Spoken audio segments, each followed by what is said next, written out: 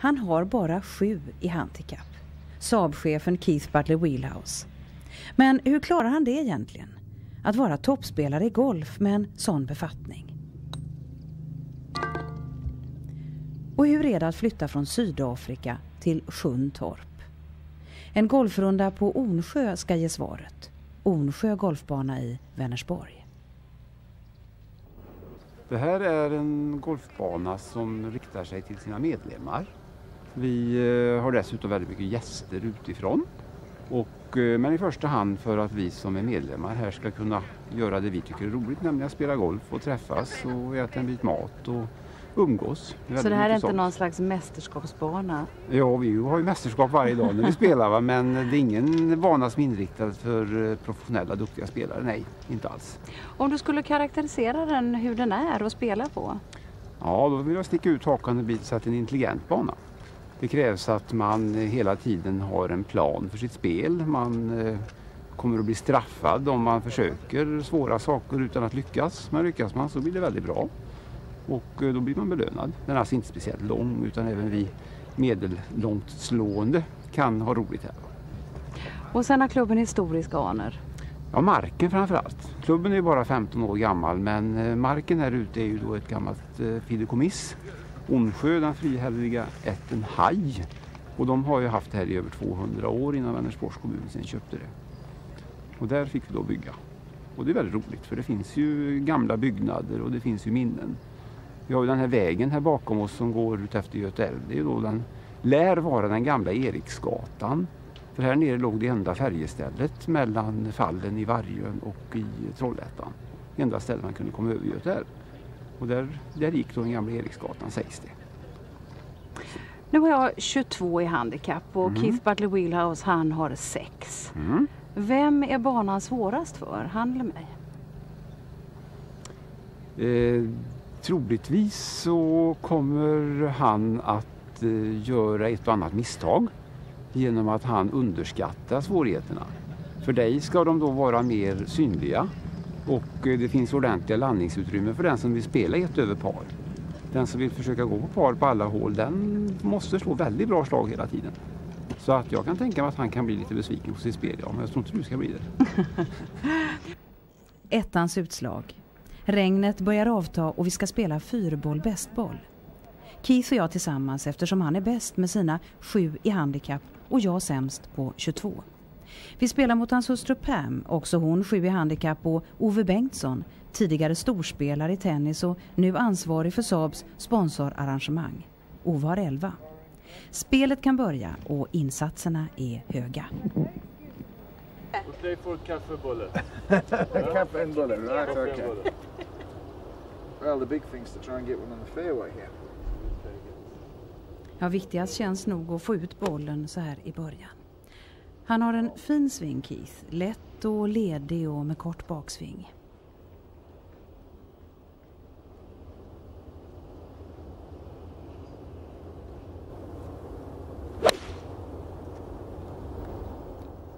Så där ja, ganska bra, men träden tog bollen. Oh yeah? Actually it is all right. I don't mind being there. Ja, hur går det då för Ove? Han har ju sänkt sig till 10,6 men vill gärna använda för mycket högerarm, precis som i tennisen.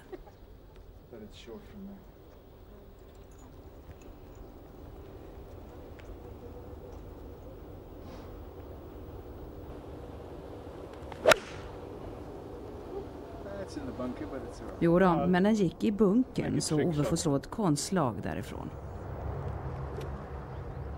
Have we decided what we're playing for yet? Kaffe and bulle. Kaffe and bulle. Okay, and I need to know what the stakes are before we start.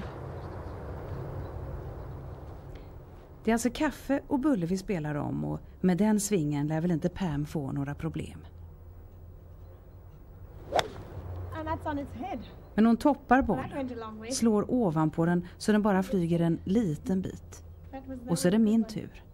Och jag är nervös.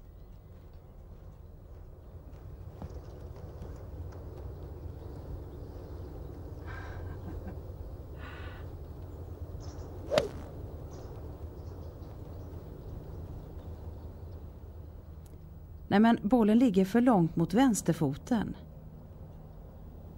Ja, se så det blev. Inte mycket till första slaget. Det är lite nervöst det här att börja. Jag tror vi allesammans är lite pirriga. Verkade som ett utslag gick i trädet, ett annat gick nästan i bunken och Pat Smith kom bara halvvägs. Så det är lite nerver trots att egentligen inte matchen gäller om någonting. Bara det här att bli filmad när man spelar golf tror jag är lite läskigt för alla.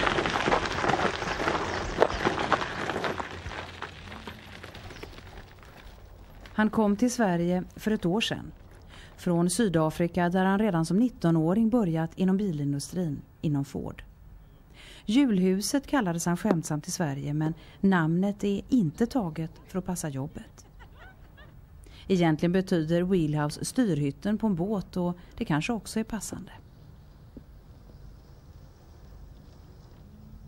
Vi spelar alltså Bästboll, vilket innebär att man spelar på sitt eget handikapp och den i laget som lyckas bäst vinner. Keith har ett extra slag på de 7 svåraste hålen. Jag har alltid ett extra slag och dessutom 4 dubbelslag. Så man kan vinna hålet eller dela det. En väldigt nervös början. Än så länge är det väl ingen som har gjort något storspel direkt. Och sannoliken inte jag.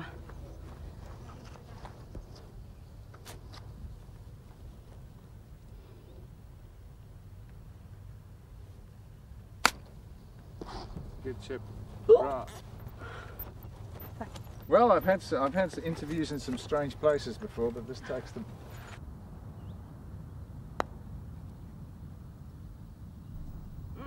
On the edge. I thought it might just fall in, but it didn't. You've got that. So we have to take that one. 5. Redan som 25-åring började han med golfen. Sitt låga handikapp fick han redan i Sydafrika och talesättet om att den som har under 18 i handikapp missköter sitt jobb skrattar han bara bort. All right, we got a half at the first. I mean, I think it's terrible when work gets in the way of golf. You know, I used to have a sign in my office once that said that work is for people who don't know how to play golf, and that's probably true. Can you play golf here in Sweden? Have you got time for it? Oh, I've got time, but usually it's the weather that puts me off, not the time. This summer is bad. The summer's been very poor.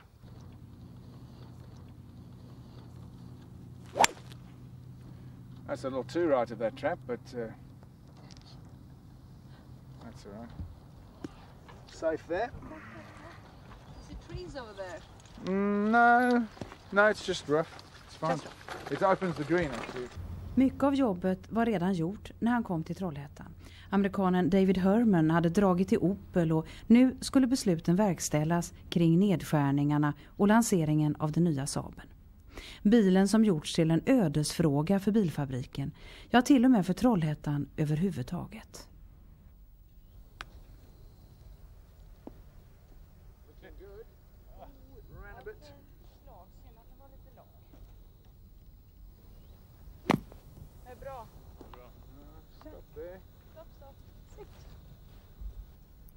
När han kom fick han frågan hur lång tid han gav den nya Saaben. 6 månader? Nej, 6 veckor blev svaret. Nu säger han sig vara nöjd med mottagandet. Hey, partner! Oh, the press in Sweden's been fantastic. We've had a great reception for the car, I think, even better than we'd hoped for. And why is that so? Because the car's so good. Is it only depending on the car? Really, yes, it is. I think it. You know, but I think particularly the motoring journalists are very objective. They see a lot of new cars today. There's no such thing as a bad car anymore. The cars are just better and better. So it's very difficult to get outstanding reviews from the press. They go to probably the international press at least 20 or 30 new car introductions a year. Of some description, not necessarily all new cars like the 900, but cars that have undergone a lot of change and so on. So they get a lot of exposure to new cars, and so when you get good reviews, it's fantastic. And you got good reviews. Oh yes. Also international press. Yes, the international press also has been very strong. Why don't you go over? Otherwise we're not gonna make it. I'll try not to talk on your backswing. And this way of launching it, that you did it here in Trollhättan and in Sweden, how much did you gain from that, you think? I think we gained a lot. I think people were, I think a lot of the journalists particularly are tired of going to sort of flashy locations to really where everything's important except the car. And here we brought them to Sweden to see, good shot Ove, where we brought them to Sweden to see obviously the home of Saab, where the cars are designed, where the cars are built. And that makes a tremendous difference. I think they got a lot of the personality of Saab, the history of Saab, what Saab's about, why it's an individual make, why people buy it. So yes, we gained a lot from having it in Trollhättan, I think. What do you want to achieve when you're in Trollhättan? I mean, I want to achieve I want the company to be a success. I mean, I'm here to make sure that Saab survives and the Saab personality is retained in the cars, that our brand character is retained, and that the business becomes successful. I think, you know, it's one thing to have successful products, it's another to be a successful business. So I think in every respect we're looking to improve the quality of the business and to make it a profitable venture. And how do you do that? Oh, there's lots of things. I'll tell you about them just now when I've hit the shot. Otherwise, we shall hold up the whole field. We can't have that. Now, that's a good shot, Ove. You don't get a shot here by any chance, do you? No strokes here. Okay.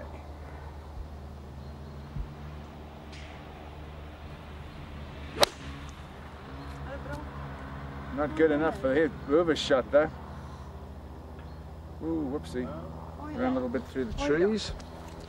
Okay.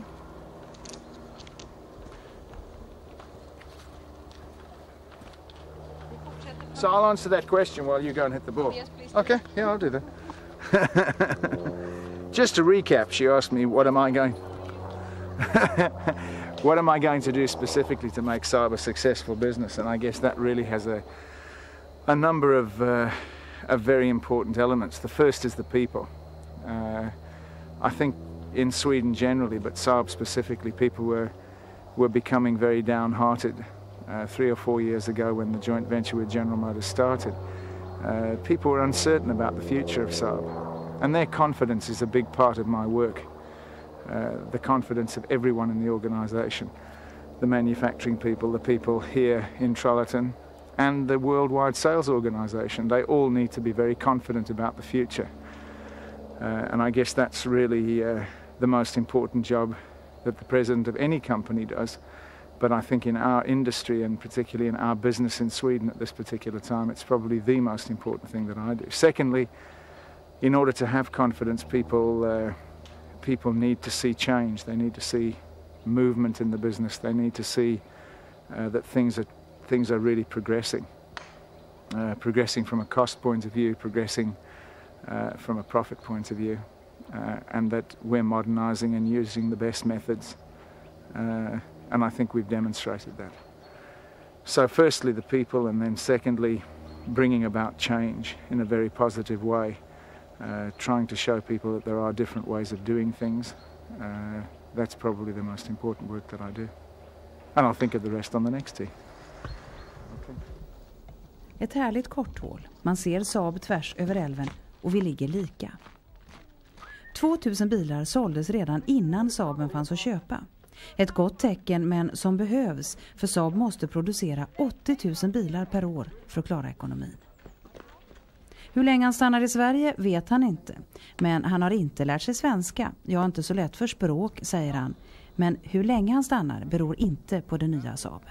No, it's more dependent on the business actually in general. I mean, I've really come here to try to make Saab a successful company long term.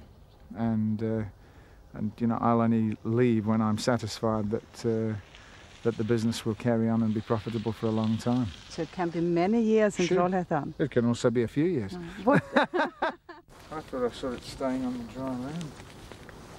I didn't even know there was a ditch. It means an awful lot. It keeps me fresh. It keeps me enthusiastic. No, it's a great relaxation. I've always found my relaxation in active sport, and I try and keep fit and you know, jog a few days a week and play tennis and golf. Every morning, go out Not jogging? every day, but most days. Probably 5 times a week. I try and do something every day. Can you use playing golf in business, in work? Not really. I haven't done generally. I mean, I think it's a good way to get to know people better, but I think as a direct attribute to business, it's difficult to coordinate the two. I think for the most part, it's just a nice way of meeting people and getting to know them. So I've met a lot of, I suppose I've met a lot of important people through golf, but not, I've never gone out of my way to make business on the golf course. That's not my, it's for my pleasure and for my wife's pleasure and hopefully for my children soon when they grow up to play. Such a lovely afternoon.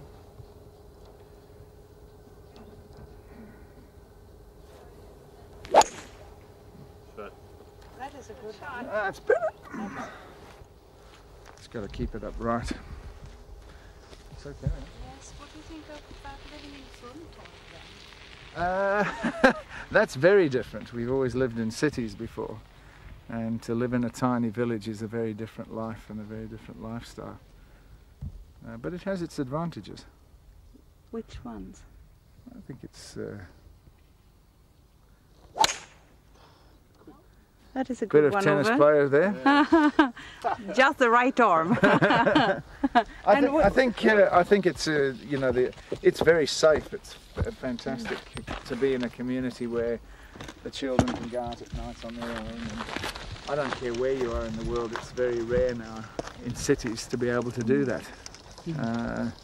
You have to be careful almost everywhere in the world now. So living in a tiny village, I mean, Trollhättan's a small town. Sundtorp's like nowhere.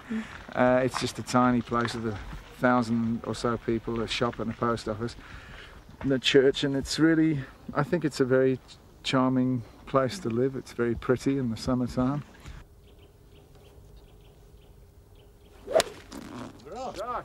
Tack. You know, I think a lot of Swedish life is about survival. I mean, I think everywhere where the climate's as severe as it is here, historically people had to work very hard just to survive. Yeah. Nothing comes easy. I mean, the land doesn't give easily of itself, and so people have to be very intense about what they do. And they say about the summer that we need the sun so much. Yeah. And now we haven't had it this summer, so people say that they fear the autumn and the winter because they need the summer and the sun. I think they do. I think everyone needs the sun. It makes you feel so different. I mean, I must say those first few months I got here in September, Pam and the children came in October, and it was, the first winter was very difficult last year. I mean, not the cold. In fact, I've lived many places where it's colder than here, but never anywhere with as little sunlight. So those months of November and December and January where it's dark most of the time, it's you can understand how people get depressed and don't do anything and don't go out and don't see friends and so on. It's a very easy habit to just get up, go to work, go home, go to bed. You can see how it happens. You really can once you've lived here. There's your ball. Thank you. That's a good putt. Right. Get in the hole. Oh! Nearly a career best.